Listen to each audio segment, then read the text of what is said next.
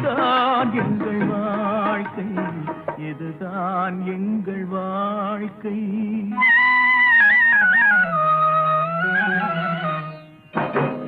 தரைமேல் பிறக்க வைத்தான், எங்களை கண்ணீரில் பிழைக்க வைத்தான்.